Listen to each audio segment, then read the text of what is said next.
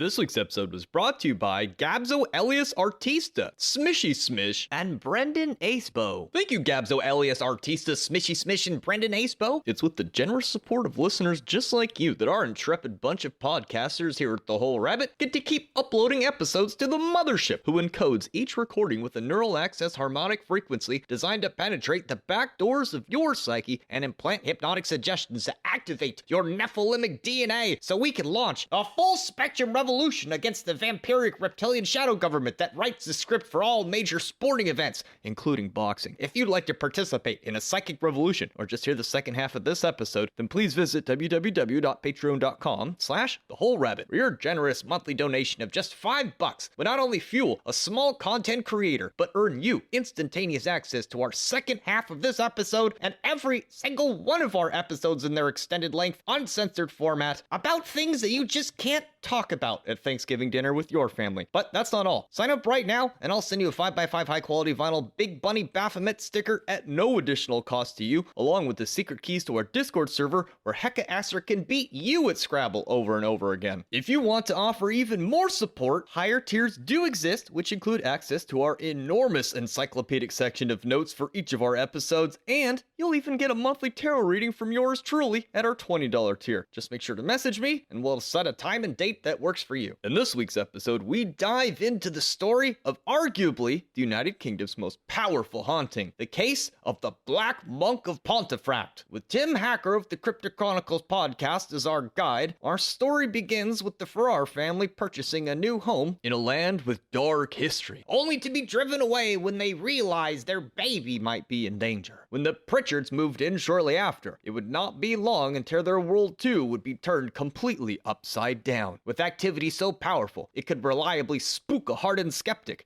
There were times the Pritchards even feared for their life. In the extended show, we discussed the spectacular fallout from the ill-fated exorcism the family performed, and some of the most remarkable instances of high strangeness ever recorded which shortly followed, often characterized by dark religious themes. Near the end, we discuss if the Black Monk is truly a poltergeist, a ghost, an elemental, or maybe even a demon, while exploring a number of the psycho-spiritual factors which likely made the activity so potent and what finally stopped it. Thank you, and enjoy the show.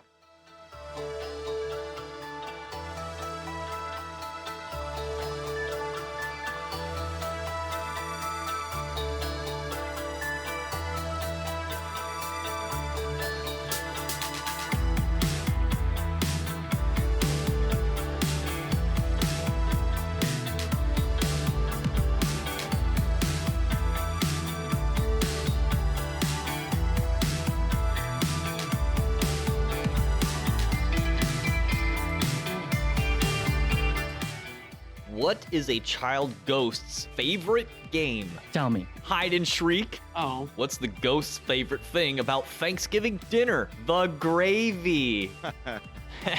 What room in a ghost's house is most unnecessary? The living room. Oh, I got it. Yep. I just bought a boomerang from a poltergeist. That'll come back to haunt me. Sure will. Did you hear about the poltergeist that got arrested by the DEA? He got busted for possession. Ha. Hello everybody, and welcome to The Whole Rabbit, where we don't just tell you how to banish ghosts back into the void of space where they can haunt the litany of UFOs that frequently threaten to invade our airspace. Nay, We explore using our high-powered esoteric acumen and occult expertise to catalog the fascinating side effects when such an operation fails, or is perhaps not even possible, because this week we're discussing the prominent poltergeist case known widely to the world as the Black Monk of Pontefract, with the powerful help of our companion, Mr. Tim Hacker of the Cryptic Chronicles podcast, crypticchronicles.com. I'm your host, Hack Rabbit, also known as Luke Madrid. I'm joined this week by our usual round of co-hosts, the Doomsday Doggy of the Deep, Mari-sama. Doom, doom, doom. The Mega Mammoth Man with metallic mandibles, Malachor 5. I'll turn your soul into a bagpipe. and Hecka Astra fell into a deep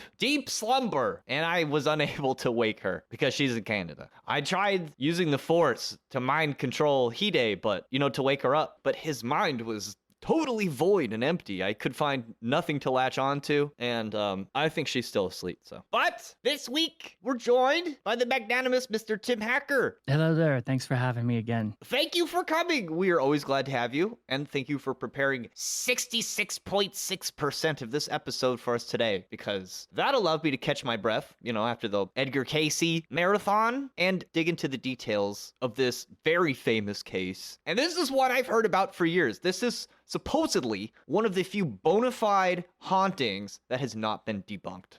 Who are those people in The Conjuring? The Warrens? They never got their hands anywhere near this. And from what I understand, the Pritchard family, the ones who were victims of this haunting, they never really wanted all the publicity. And this case would have been forgotten if not for Colin Wilson, who was essentially tipped off to the story from his historian friend who was researching about, clergy history in the area. And he happened upon the case of this haunting that was blamed on these monks. And he turned his friend Colin Wilson onto it, who went to investigate. And when he went and asked all the people in town what happened, their stories were remarkably consistent. They all told the same thing. Many of them experienced the phenomena. And it's when he wrote the book in 1993, the whole world got to learn about it. And although I'm a skeptic of these kinds of stories, I do try to look for credible ones. And I never heard about this one, actually. This is one of the more famous ones that seem to reach farther back into England or the United Kingdom's history to kind of pull on a couple threads to maybe have some explanation.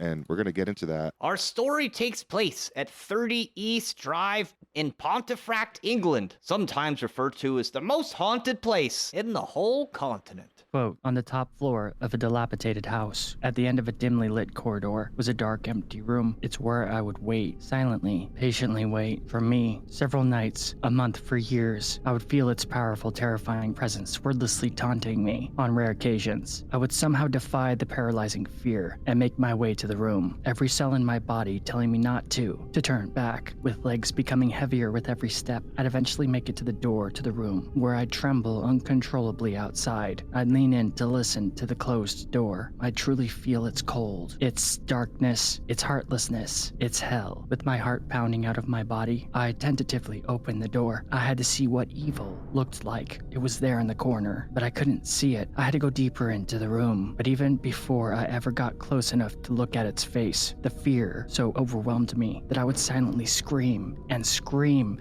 until an actual scream woke me from my reoccurring nightmares. If anyone ever asks me why I have never spent the night in my own house, I tell them this. End quote. Bill Bungay, owner of 30 East Drive, Pontefract. So even the owner won't sleep in it. Labeled as the Black Monk House by the paranormal community, this tale is easily one of the most fascinating and widely witnessed in all supernatural lore. When it comes to demons, ghosts, and shadow people, many people have myriad definitions, oftentimes contradictory, and with a poltergeist, the waters can definitely get pretty murky. Etymologically, poltergeist comes from the Germanic poltern, as to make sound or rumble, combined with geist, which means ghost or spirit, but nearly every culture on Earth has made claim to the existence of spirits of this type, not just the Germans. Spirits, such as the Japanese yokai, are sometimes said to manifest in ways we would describe as a poltergeist here in the West, characterized by making loud noises or causing mischief. My favorite example would be the Yanari, who are often said to haunt newly constructed wooden homes, where they appear late at night while everybody is in bed, and bang on walls, ceilings, and rafters, and other objects with tiny mallets or iron clubs. These impish little beings sometimes even break objects, although they're rarely dangerous to humans. In Japanese lore, these yokai could sometimes manifest due to psychic disturbance, or even a wayward animal or nature spirit, which in the West, we may call an elemental. This is a meaningful classification because in, for example, the Western esoteric tradition, an elemental is understood as the most basic, earth-oriented, and even physically manifest of spirits or energies. They would be the animating spirit behind water, fire, earth, and air, if you will. The same elements we find in the four suits of a deck of tarot cards. Long story short, because the elementals are the spirits that physically move stuff in the physical world, they're the most obvious candidate for the class of hauntings we would label as poltergeist, at least in my opinion. And as we shall see, a poltergeist is quite a bit different from your average ghost or haunting. They can move stuff and be quite powerful. And I only wanted to bring that up because every time you hear or read something something about a poltergeist case, it's like they make the rules up right there on the spot, and we're going to see that in this episode. I feel like if we really wanted to put our wizard hats on, it seems most likely to me that poltergeist cases, if they're not hoaxes, would be the cause of elementals. So I'm just throwing it out there. Yeah, I mean, on that note, like I said, I'm a big skeptic, right? But I do know that there's a phenomenon that happens with elemental forces like that. I don't necessarily think it's some raging spirit of the dead, rather actual godly power that's in motion before your eyes to witness or be a part of. But, you know, that's a whole other discussion.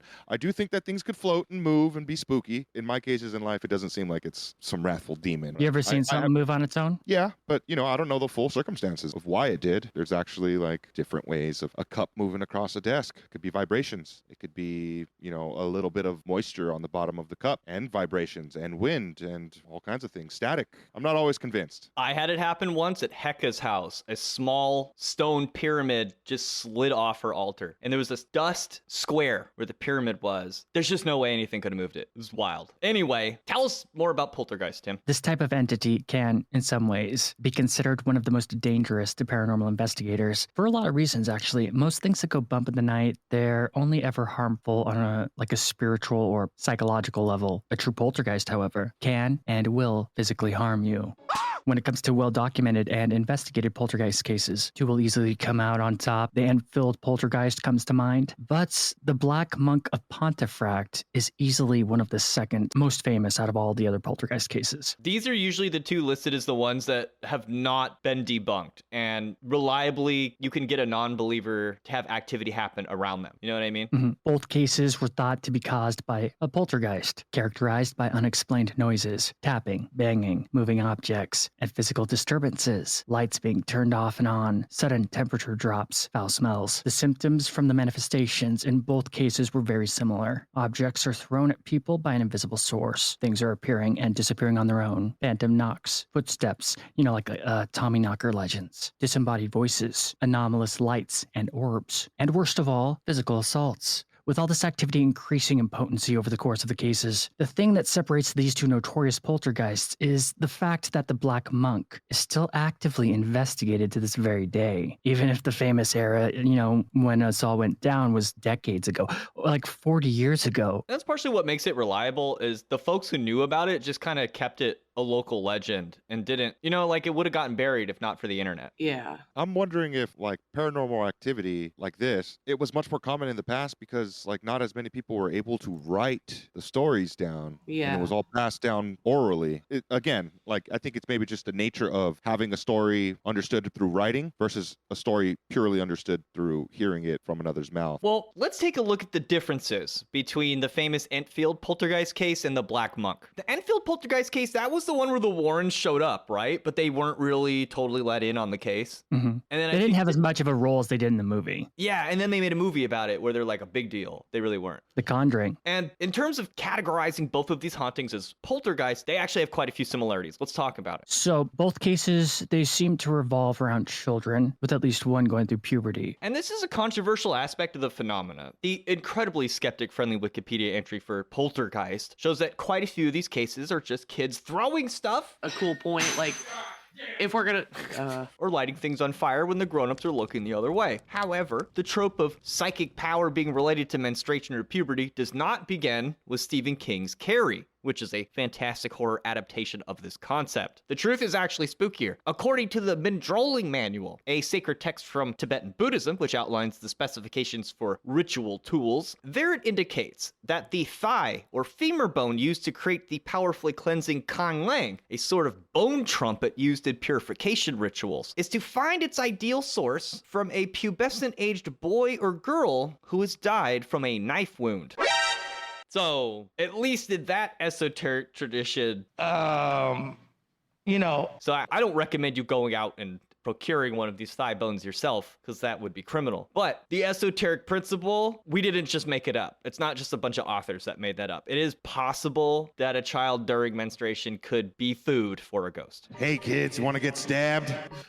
In both cases, the activity took place in modest households in ordinary estates where daily life was a struggle. Both entities are masculine, dubbed Fred, the Black Monk of Pontefract, and Mr. Nobody, the Enfield poltergeist, are described as malevolent and violent, specifically towards women. women, causing physical harm and terrorizing the families involved. In both cases, the poltergeist activity seems to focus on a particular family member, with Diane being the target of the Black Monk's attention, and Peggy Hodgson being the focus of the Enfield poltergeist activity. Both hauntings lasted for several years, with the Black Monk's activity spanning the late 1960s and into the 1970s, and the Enfield poltergeist activity occurring from 1977 to 1979. In both cases, it all became a part of the zeitgeist and pop culture of the era, well known by the public and talked about by the media. Both cases received extensive investigation and documentation, with the Black Monk being featured in Colin Wilson's book Poltergeist, and the Enfield poltergeist being extensively documented by investigators and media outlets. Both cases are widely recognized as two of Britain's most famous and infamous poltergeist hauntings, with the Black Monk being often mentioned alongside the Enfield poltergeist, as well as the Borley Rectory as one of Britain's most famous modern ghost stories. Most importantly, though, in both cases, the otherworldly phenomena was witnessed by many impartial and reliable third parties, including police and other trained professional public servants, with everything to lose and nothing to gain by admitting what they had witnessed. However, the two cases are distinctly different at the same time because of one factor. The Enfield case is a typical poltergeist outbreak that only lasts for a finite amount of time and in a spontaneous fashion, but the Black Monk of Pontefract, the activity is still ongoing. Paranormal investigators brave through the threshold of 30 East Drive even now and consistently report paranormal activity, and it is this fact that makes this poltergeist case so unique. This ordinary-looking suburban house has been terrifying people for over 60 years. Poltergeists never last that long, so the unique nature of this entity makes me question the poltergeist label, but what's unquestionable is the reality-defying nature of the thing, which seems to be able to defy the laws of physics as we know them. Some people have called it the most violent poltergeist in Europe, while others even going so far as to call it the most violent poltergeist in the world. Yet despite this ferocious reputation, the entity is also documented as sometimes being less evil and more so mischievous and even playful. It's safe to say that the entity is unpleasant for the majority of the time. Just like children. You know, they're not evil on purpose. But the legend of 30 East Drive is one of the most well-documented poltergeist cases globally. In 1950, the foundations for the home were being built upon green fields overlooking Pontefract Castle. It was called the Checkerfield Estate, and whether the builders or people in charge knew that the area was once a battleground isn't known. The location was the site of 3 bloody engagements during the English Civil War, in fact, and this went on from 1642 to 1651. Irish people hate this because Cromwell came from that, and Cromwell's a huge dick. So this Pontefract castle, from what I understand, it was like a Helm's Deep type castle. It was really hard to siege, and so anytime a battle happened there, like a lot of people would die. Yeah, the site was strategic militarily for multiple reasons, but one of the most important was the ready water supply from a large medieval well made by monks from the Priory of St. John, founded in 1090. Or it could also have been just the residents of the Pontefract Priory. Not exactly 100% on this, but it's either or. I think it's the presence of this priory which made people just think like, oh, it must be like a monk. You know what I mean? There's no real actual evidence to suggest it's actually a monk, but then again, it might actually be a monk. We'll get there. Ah, we will get there. We'll get there. This well is key to the origins of the Black Monk legend, and the horror surrounding the well is even older than the whole English Civil War. The story of the monk originates sometime prior to 1588, with the dissolution of the monasteries by King Henry VIII. As the legend goes, there was an evil monk who raped young girls and murdered them, and got rid of their bodies by dropping them into said well mentioned prior. These horrific acts the monk committed on the same land that would later be host to multiple bloody battles of the Civil War. So the land that this new estate was being built on was tainted in more ways than one, with the possibility of a number of restless spirits bound to the area. Did anyone bother thanking the monks for digging the well in the first place so all those people would have enough water to sustain killing themselves on the field of battle, you know? Like, yeah, enough fluoridated water to sustain their teeth. No, if they put enough fluoride in the water, they would have not fought and they would have worked out their problems because they wouldn't have had so many dental bills. Now, do you know anything about the war between the Protestants and the Catholics in the whole English Civil War? They probably just killed them, dude. True. They should have just forgiven each other. When the estate was completed in 1954, Bill and Barbara Farrar, with their 1-year-old child, moved into the last house built on East Drive, number 30. They are the first people to live in the home. Nobody else lived there prior, fresh, right out of the oven. Most people don't know that. Hauntings oftentimes happen in new houses. The medieval will, where this, the legend around the monk, where he put his murder victims, where he flung them, resided halfway under their new home and half under the neighboring house, number 79. While this may sound like a cheesy urban legend, it sounds like stuff we've heard before that's just made up story, the existence of the well under the two houses was later proven as factual when the floors were lifted to fix a damp problem that vexed both houses. I'm having flashbacks to The Ring. I'm actually a little creeped out. Having an ancient well buried underneath your house just seems spooky. I mean, like this, what we commonly will say, wells of knowledge. Like wells are such spiritual hubs. Water is life, but it's also like what else can crawl out of life is very horrific at times. And wells are dark and wet, and it's very symbolic of scary stuff for sure. Listen, can you imagine laying there in bed at night and you just know that there is a tunnel under your house that goes down, down, down, down? I don't know. It's inherently spooky. The construction caused people to want to check it out before it was cemented over, and many witnesses saw this well. It was a large old stone well. I'd say medieval in construction. I was a lad, so after the council workers left for the day, my mate Phil dared me to go down it using the ladders that had been left there. So I did. I remember it being very deep and damp. It wasn't nice down there. I was frightened. I remember the workers finding a gold ring at the bottom somewhere. End quote. Neighbor Darren Burke. Did the ring help him turn invisible? Oh.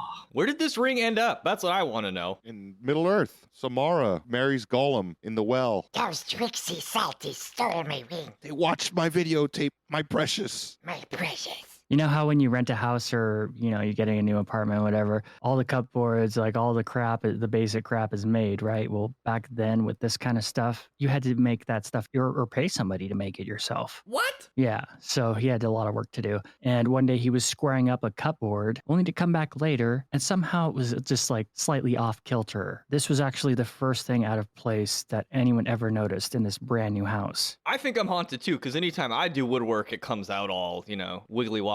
So I've got poltergeist too. No, that's just because you suck. Hey. As their time in their new home went on, they noticed how hard it was to heat the house up. It was even the hot water that would come out of the faucets never really got that hot. Didn't make any sense. And the council workers came to fix the issue after they complained, but they couldn't figure out anything wrong with anything. They were just I don't know, it works fine. Everything's fine. Doesn't make any sense. But it got even weirder because later, as he put up some wallpaper, whenever he moved on to the next strip, the one that he'd placed prior would inexplicably peel off the wall. Yeah, how annoying, right? It's like trying to save money. He tried every type of wallpaper paste available, but nothing worked. He eventually just had to give up. Later, Barbara's mother, Nancy, offered to babysit at their new home. When the parents returned, she was extremely upset and demanded to be taken home right away. Whatever happened while they were gone, Barbara never talked about. The odd thing is that she'd already babysat the child tons of times in her own home with no issues whatsoever, so Bill and Barbara were pretty perplexed by the incident and unnerved that Nancy would never give a reason as to why she got upset and why she would never return to the home. So it probably wasn't the kids. It was the house. Something freaked her out, and she wouldn't talk about it. And as time went on, Barbara would accuse Bill of moving things, but he was always positive that he'd never touched the things that she complained about. However, he was encountering similar things like tools being moved or mugs of tea he had just been sipping, vanishing out of nowhere. Yeah, annoying. It seemed like many household objects in their home had a mind of their own and could get up and move at their own will. During our research, we found this was a problem for the Gorman family at Skinwalker Ranch. Remember, Tom found his post digger up a tree one day. Yeah, and that thing weighed a lot. And we know the phenomena at Skinwalker Ranch is also very tricksy. So, do they have a poltergeist, Well, it's hard to label these kinds of hauntings. A poltergeist, in my personal opinion, they don't last long. So if you have activity that's going on longer than a year, it's probably not a poltergeist. That's just my opinion. I'm not saying that it's fact or not fact, But while all of this stuff is pretty creepy, what bothered the two the most was Jane. They're now a 2-year-old child who would never sleep at night, just cry and scream continuously. However, whenever the child stayed at other homes, it slept soundly with no issues. The parents called a doctor who visited the child and found nothing wrong with her. As time progressed, blood marks and scratches showed up on Jane's face. This obviously greatly upset her parents. And as a parent myself, I would be like livid, seeing red. But they just thought that the child was accidentally scratching herself, especially since she always threw such fits when sleeping. And trying to kind of hinder this, they got cotton mittens to put on the girl as she slept, but it made no difference. The blood marks and scratches continued. That's spooky. Ghosts coming after your baby. Dude, you mess with my kid, it's on, bro. Then how you gonna punch a ghost, Tim? I don't have to. I would just call up Mal, my local demonologist, to take care of it for me. Ordo Xenos, we will purge the heretics. Malachor the Fifth, Demon Slayer. Barbara would conceive another child while staying in the home and had serious medical issues with the pregnancy. She needed constant attention from their doctor. The only problem was that after their doctor came to visit, he too refused to step foot in the home again. Barbara would have to go to him. And it's pretty weird because like back in the day, these people were like, he was a professional, prestigious doctor, you know what I'm saying? So everyone was confused as to why he refused to return. Yeah, you don't want to be known as the ghost doctor who gets spooked out by spirits. Like, that's not a good look. So something must have frightened him. It had to have been enough he was willing to allow it to damage his reputation slightly, which probably a lot of those doctors back then were not very willing to do. So yeah, he got spooked. Well, it's also like he doesn't want to talk about it. Like but he's still not going to go back there. I think that speaks volumes. You'll see this is a consistent theme of people not wanting to talk about what happened. Well, you know, you go to school all those years, spend all that money, and you're going to lose it all because you're agreeing that there might be a ghost in the house. Like, I'd shut up too. Like, if it's fake, it's usually the opposite. Like, the person won't shut up about it and they want to go back to the place. Like, it's the opposite. Which is definitely interesting. Everyone who ever stayed at the home said that it had consistent strange noises. Barbara had a bad feeling when she first went into the local coal house. Should I explain what a coal house is? It's a house where they have coal, right? That's just like all Not the even. years it's like a little mini closet. It's like in the old days when your house was heated by coal. It was like a slightly bigger than maybe just a closet space, but it was like inside the house. It's hard to explain. And you fill it up every year by being a bad, naughty child. It's just where you just hoarded all your coal because that was the only way to not freeze. Thanks, Santa. Yeah. So when I say that in the future, because this pops up again, just think of that. And when she went into this room, like for the first time to get coal or whatever, she heard what sounded like voices echoing from empty rooms. Also, like some weird stuff that happened was the side gate refused to stay shut. That'll come back again later too. Even when it was wedged into place with bricks and stones. The garden in the back refused to grow literally anything. Not flowers or vegetables or guess what? Even weeds would not grow there. Even now in modern times, the garden is eternally barren. The anomalies within 30 East Drive, like throughout this time the family was staying there, they just grew and grew. They couldn't really afford to move away, so they just did their best to try and ignore them. Bill then began noticing random religious objects throughout the house. He didn't really consider Barbara a religious person, so it was strange. He concluded that something happened to her, something within the home that she would never admit to him. At the time, I always thought that there was a rational explanation for it all, but thinking back on it now, something very strange definitely happened to Barbara. Something that she could never explain. She never once, in all our years together, revealed to me what had happened to her, yet I am certain she experienced something. Perhaps in the little bedroom. We never used it, even though initially we were going to put Jane's cot in there. It was a dark and gloomy room, and it had an unusual air, so we decided not to use it. The stairs had a similar feel to that room too. I often felt unsteady on them. Whatever happened to my wife in that house changed her for the rest of her life, and not for the better. End quote. Bill Farrar. Later, Barbara ran into Jean Pritchard, someone she was familiar with, and they engaged in conversation. It turned out that Jean didn't like her new home, and Barbara was very eager to say that she too hated her own new house. Jean also had a growing family, so when Barbara suggested that the two swap houses, it seemed kind of like Jean was getting the better deal since 30 East Drive was larger and at face value more valuable. So Jean agreed to the swap. What? There's a house swap? I'm gonna give you my spooky haunted house without you knowing it, sneaky like. That's crazy because you only ever hear about the Pritchards. It's interesting to think that the Farrars were there first and they're like, hey, you want this haunted ass house? They're gonna beating up my she didn't baby say at anything, night. dude. She totally didn't say that it was haunted. She just said, yeah, let's switch houses. I think you can sue. Nowadays, you probably can. Be a weird court case, though. No, you'd be like, Judge, the house is haunted. They knew. Yeah. The ghost was slapping their baby.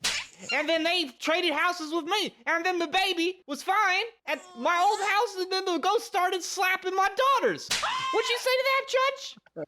Give me my money. When Bill came home, Barbara demanded that they were moving house and told him the conversation that she had with Jean, and they were moving one way or another. So in May 1955, the Farrar family moved to 47 Checkerfield Road, and the Pritchard family moved to 30 East Drive. Years later, it was revealed that Jean Pritchard wanted to move to 30 East Drive not only because of the increased rooms and space, but also because their own home had a ghost of a little girl haunting it. Ah. So they were both being shady. Oh, I got the holographic little girl ghost house. Which one do you have? They swap ghosts. The ghost swappers. Like Pokemon cards. It is. You gotta train them to fight. The Farrars would see this little girl's spirit multiple times over their stay at 47 Checkerfield Road. The whole area is ripe with high strangeness. But even though weird stuff was going on from the very start, it wasn't until the Pritchard family moved in that things would really get heated up, specifically later down the line when the Pritchards' 2 children went through puberty. Since the Farrar family was the first to live at 30 East Drive and had children but not adolescents, the lore surrounding poltergeist activity is either incorrect or it's incomplete. As the story usually goes, a poltergeist uses the charge of adolescent children. However, as you can see, activity began from the very start and there was no, it was a baby. So this doesn't really mesh with established poltergeist lore. At the same time though, it has all the calling cards of a poltergeist. So it's confusing. It's definitely vexed to me, but I guess it's a poltergeist and not a poltergeist at the same time. What do you guys think? It's a quantum poltergeist. It is in a state of quantum indeterminacy between the state of poltergeist and not poltergeist. Now, in my opinion, the paranormal community here in America has a very tell me again how a sheep's bladder can be used to prevent earthquakes type approach to explaining the activity that they encounter. For instance, there's this running idea, usually spoken in relation to this case, that a poltergeist, unlike a normal ghost, cannot be exorcised. And I don't think that's true. What is true is that the clergy, they often run quickly in the opposite direction whenever a case of bona fide high strangeness occurs, and I have reason to suspect it's also that way in the UK. Because, as we know, classical exorcisms, like the headless one from the Greek magical papyri, for instance, it specifically names spirits of this variety as subject to its purgative effect, right? And all the spirits on the land and on the earth that eateth the beans upon toast and the sausages at breakfast may be obedient unto me, etc. It's the bornless one that had this right. Yeah, like all the spirits, like none of them excluded. Throw my hat into this, and what do I think? If you're telling me that this is the site of some epic battles, it takes any motherfucker on a battlefield, I mean like a badass, to like in his dying breath just declare like, "F all of you in these lands because I'm dying in battle here. Glory unto my king," or whatever the hell.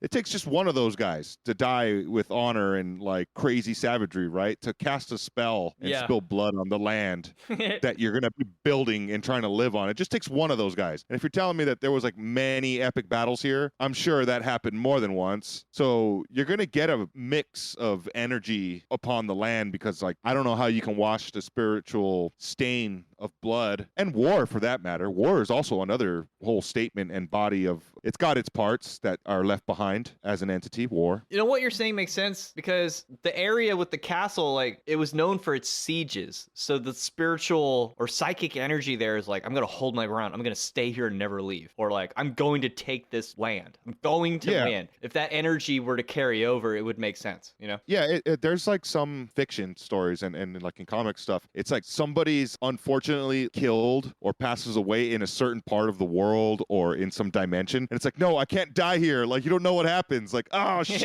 I become this crazy angel mech that's going to possess you. Like, you don't want that all the time, you know? Like, so some locations are definitely unfavorable places to pass away. I think that's a valid, objective truth in my reality, at least. They just so happen to be living on one of those sites. So let's get into what happened to them, this family, the Pritchards. It consisted of Joseph, the father, Jean, mother, Diane, 12-year-old daughter, and Philip, 15-year-old son. The definitive case study of 30 East Drive concerning the Pritchard family is Colin Wilson's book, Poltergeist, a study in destructive haunting. In 1980, Colin Wilson traveled to the area of Pontefract and conducted a series of interviews and assessments leading to tons of eyewitness testimony. Although he put the book together much later, it is still the most universally accepted version of events. If you want to know the nitty-gritty, then this is the book to go to. However, there are myriad books like Fantastic fantastic books written on like the paranormal investigators who have covered this topic. So if you want to, just check out the links in the show notes because the sources that we use are there. Based on the testimonies of the family that lived there before, it's likely the Pritchard family experienced some high strangeness before the activity really got wild. Most likely, it was dismissed as a coincidence or something mundane. Later, they said that they had seen the ghost of the little girl in their former home. So some of the family had to know that like there was just weird stuff in the area because they've already experienced high strangeness. The first official account of the supernatural occurred in 1966 when Philip was aged 15. He was spending a quiet day at home with his grandmother, Sarah Scholes. With his parents away on holiday, Philip was reading a book outside under a tree. Sarah, who was sitting just inside the door, remarked how chilly it felt and wondered how Philip could be comfortable outside. Just then, a gust of wind rattled the windows and slammed the back door shut with a bang. When Philip came to investigate the noise, Sarah remarked, Is there a wind getting up? No, it's quite calm out there. Philip said in reply as he went to prepare himself a cup of coffee in the kitchen. When he emerged into the lounge a few minutes later, he found his grandma immersed in knitting the cardigan she had been working on. All the while, a shower of fine chalk-like powder inexplicably began falling from the living room roof everywhere around her. When they investigated it, it turned out that the powder was originating from a few feet below the ceiling, seemingly out of thin air. Did they try snorting it? Apparently, this was so much powder that it filled the coffee mugs that were sitting about. Like, it could have been a fire hazard if you think about it. You know, because you have enough powder in a room, you know, it could light on fire and explode. So, at first, they thought the culprit was the ceiling, because they had just done work on the ceiling. But when Miss Scholes stood up, her head went straight through the top of the falling powder. Like Neo and Trinity in the third Matrix, when they see the sun for the first time. So, like, both of them are standing, looking down at this layer, flat powder, that's then falling like snow from that level. It's too weird. This is nothing out of the ordinary concerning poltergeist cases. In fact, it's pretty common. Things seemingly materializing out of nowhere can be found in the vast majority of cases. This is called apportation, and this weird chalk-like dust raining in the living room is a perfect example of one. So if you're wondering, what is apportation? To read from Wikipedia. Quote, in parapsychology and spiritualism, an apport is the alleged paranormal transference of an article from one place to another, or an appearance of an article from an unknown source that is often associated with poltergeist activity or seances. So it's teleporting for ghosts. Motherfucking They can't just call it teleporting because that sounds science fiction and you can't mix genres, you know? Yeah, dude. Jason X sucked. Hey, there's one cool scene in that movie. Oh, yeah. It's the one when the girl gets her face frozen. However, this was just the start. Shortly after, pools of water materialized in the kitchen. Philip and his grandmother called over a plumber and, after scrutinizing the pipes of the house, admitted he could not figure out where the pools of water were coming from, which now seemed to be multiplying. He said they were definitely not coming from beneath the kitchen floor. They even had plumbers lift up the linoleum to show the floor was completely dry underneath. It couldn't have been humidity either because records showed that on August 1966, it was a very dry month. Luckily, the random manifesting pools of water ceased shortly after the plumber's failure to diagnose the issue, because that would have really sucked. So they go to the kitchen to get the stuff to clean up all the powder, and then it's like puddle of water appears, they clean it up. Puddle of water appears, they clean it up. It's really weird. Then in terms of the pools of water themselves, they seem to distinctly lack evidence of splashing. It was almost as if you took a jug and poured it just above the surface of the floor. It was described in the text as if it was urinated by a small animal, you know, like a mouse. And then, after an hour, it just stopped. This strange phenomenon also coincides with poltergeist behavior in the fact that, at first, they're usually seemingly playful before stuff gets, like, increasingly terrifying. Hey, Ma, it's happening again. Later that same day, a tea leaf and sugar dispenser was found draining itself from its jug atop the sink. The button seemed to be operating on its own, with no one there to push it. The grandmother and Philip stood right there watching the button go on its own. As they looked on in disbelief, Miss Scholes suddenly yelled, Stop it! I can't. It's doing it on its own, Philip replied. Just then, they heard a crash. Somebody or something was inside the house with them. Pale with fear, as the two inched towards the hallway where they heard the noise had come, the light in the darkened corridor suddenly flipped on. They both jumped. Upon investigation, they discovered a potted plant had been torn out and placed upon the stairs. The pot it had come from was at the top. Considering the decorative plant was originally at the bottom of the stairs, the fact that it was now upstairs was more than just a little wrong. Then, suddenly, they heard a loud noise come from the back in the crockery cupboard, which upon closer inspection was vibrating violently, just like at Skinwalker Ranch. When Philip eventually built up the courage to open the cupboard doors, it just stopped. Had somebody broken tune in. Then, more banging from upstairs. The Skulls decided that this was enough, and the two marched across the street to their friends the Kellys, where the wife, Mary, was willing to come back and search the house with them. Right when they walked inside, Mary also witnessed the violently vibrating cabinets. At first, they assumed it was something they could explain that was normal, so they went and talked to the neighbors. They're like, "Are you doing anything with a drill or construction?" And they're like, We thought it was you. Afterwards, Mary and Sarah sat in the kitchen talking and drinking tea until about 9:30 p.m. when the pair, experiencing no further activity, decided it was best to part ways and go to bed. But when Sarah went to tuck Philip in for bed and give him a goodnight kiss, his eyes were locked and feared something just over her shoulder. When she looked, she beheld the wardrobe in the corner of the room, teetering back and forth in the darkness like a kid trying to knock over a soda machine. Philip, get dressed, quick.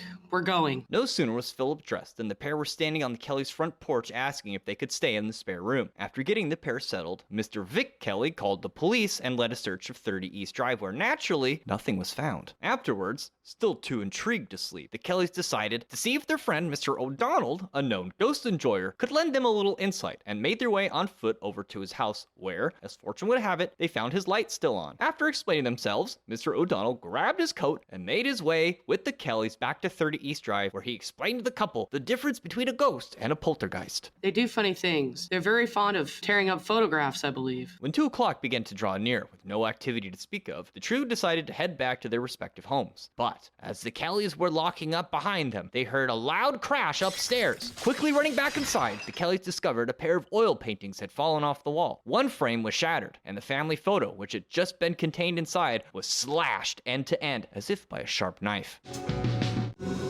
When the Pritchards got home a couple days later, they could only assume Grandma Sarah and their son Philip had been exaggerating. "What kind of knocks?" Joe asked. Just then, as if in reply, 3 thundering bangs erupted which rattled the window frames and was accompanied by a mysterious cold breeze that swept through the home. It would be 2 more years before anything else would happen. So that's it. After that, nothing. 2 whole years. In that time, Grandma Skulls seemed to find every opportunity to bring it up. Joe, on the other hand, found the whole thing tiresome. Then, one weekend, while Jean Pritchard was redecorating her daughter Diane's room, she stopped to have a cup of tea with her mom in the kitchen, who seemed concerned that she'd begun to hear the noises again. Well, I haven't, and I'm in the house practically all the time, Jean replied impatiently. But no sooner had Jean dismissed herself from the conversation, she noticed the covering from her bed had been inexplicably thrown to the bottom of the stairs. It certainly had not been there prior to tea. Pushing it out of her mind, Jean returned to decorating Diane's room, where none too long after, a loud crash was heard again. This time, Philip's bed cover was at the bottom of the stairs, and a number of potted plants had been turned over too. The soil was everywhere. Down in the kitchen, Miss Skulls was in tears. I told you, it's starting again. To the disbelief of Jean and Joe, Grandma Skulls was right. That night, the warm August air had made it difficult to sleep. Looking for relief, John got out of bed and made her way to the landing atop the stairs, where a bone-chilling coolness had settled. Then she saw it. Out of the corner of her eye, she saw something fluttering. It was a long strip of wallpaper that had unfurled itself from its roll and was swaying back and forth like a giant cobra. But no sooner had she reached for the landing light than the paintbrush that was sitting somewhere in the darkness, and a paste bucket also, flew past her face and smashed into the wall just behind her. Her eyes fixed on the giant wallpaper cobra, but as Jean went to swat at it, it fell lifelessly to the ground. But just as quickly as the snake was vanquished, a carpet roller suddenly lifted into the air and began to swing about wildly as if wielded by a giant invisible creature as a club. Jean was terrified. She fell on all fours and crawled back to the safety of her bedroom,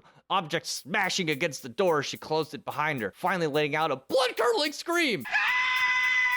Joe shot out of bed. What's happening? When they emerged from the room, Diane and Philip were standing there in shocked confusion as paintbrushes and other objects flew about the room, some flying just past their heads. When a large paintbrush impacted Diane's shoulder, Joe shouted that she should move from the danger, but Diane replied in astonishment. It didn't hurt. It had seemingly been hurled with some force, but it appeared to slow down just before impact. But before they knew it, the chaos seemingly moved into Diane's room, where a wooden pelmet, the thing that holds blinds, it actually had been held by 2-inch screws, it just suddenly wrenched itself off from above the window and sucked itself outside, falling down with a crash onto the path below. But if you'd like to hear what happened next when the Black Monk of Pontefract returned to haunt 30 East Drive, You'll also be able to hear like my other ideas of what this entity might be, and on top of that, my conclusion of what exactly I think that this thing is. Then please visit www.patreon.com/thewholerabbit for your monthly donation of just $5 will not only get you this extended episode, but every single one of our episodes that once you log in, you can browse conveniently from right there in Spotify. I'll even send you a 5x5 high quality vinyl sticker at no additional cost to you, which I think is pretty worth it. And you'll get the secret keys to our Discord server where you can hang out with the hosts and the listeners and the collaborators like Mr. Tim Hacker, who, if you enjoyed this episode, you should visit www.crypticchronicles.com and listen to his awesome podcast about everything you could possibly want to know about. It's more about the paranormal and high strangeness, but yeah, there's all kinds of weird shit. That's Also, what if you- I said! If you join the Discord, make sure to have fun because we do a little trolling. We do, and we're starting to play more games together and watch movies and stuff. It's actually a pretty good time. So you could literally come and hang out with us. Ask questions, and I usually reply to very good ones. I'm mostly just silly. So come join us. Thank you, everybody. Eat carrots and shoot lasers. Pew pew pew. Pew, pew, pew.